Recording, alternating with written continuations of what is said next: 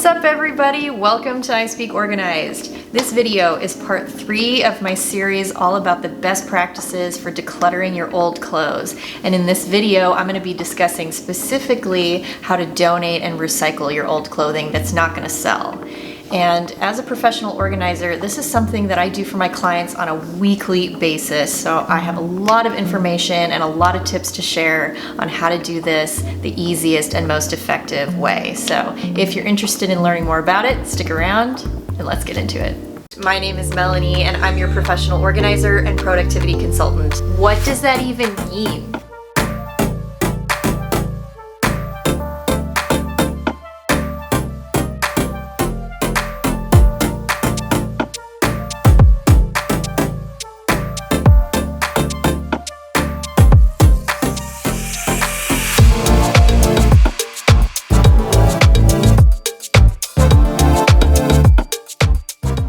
Hello and welcome back. If you're new to my channel, my name is Melanie and I'm your professional organizer and productivity consultant.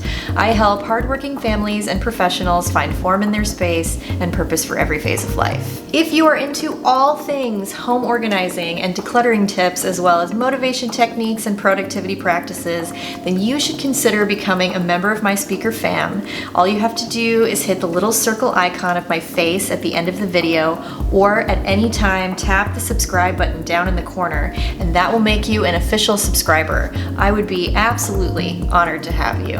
As I've mentioned before, I am a small business owner and my YouTube channel is an absolute labor of love for my community. I want to provide good quality content and information on all things home organizing. So show me some love, hit the thumbs up, tap the little notification bell, and that way you will be notified every time I post a new video and you won't be missing out. If you're interested in learning how to sell your old clothes online, go ahead and click the card up in the corner and that'll take you to part 1 of this video series where I break that whole process down.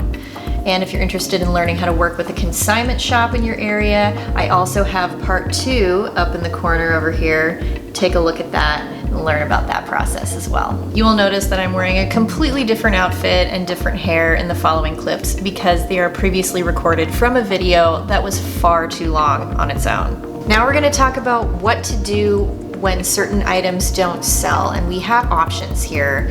And a lot of times, I'm gonna get real with you. A lot of times when I'm working with clients, the reason why they want to sell things versus donating them is they have a sense of guilt, and a lot of times it stems from having spent a lot of money on things that they don't use.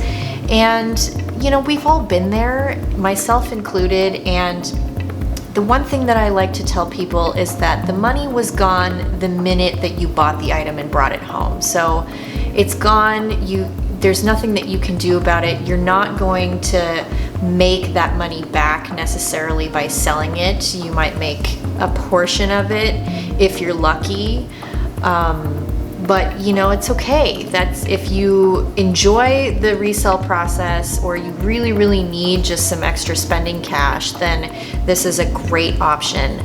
But for those things that don't sell, don't be too hard on yourself and don't take it personally. You know, it really is, you have to think about it objectively from a buyer's perspective or from a consignment store's perspective. You know, it's the customer first, the buyer experience, and you're gonna wanna buy something that's in really good condition. You're gonna wanna buy something that's super on trend, and perhaps, you know, your taste isn't their taste, and that's okay. So let's talk about those options.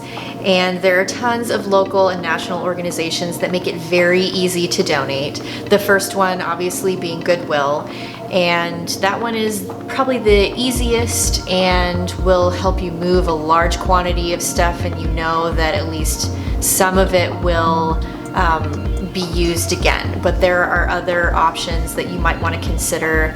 Think of local foster charities, think of local homeless charities. Dress for Success is a really good one if you have a lot of business attire to help women that are trying to enter into a professional workplace. You can also use Give Back Box, which is a super easy option. It uses old Amazon boxes from purchases that you have already made, and you can take your donations and put them in those boxes and send them off to various different charities through the Give Back Box program.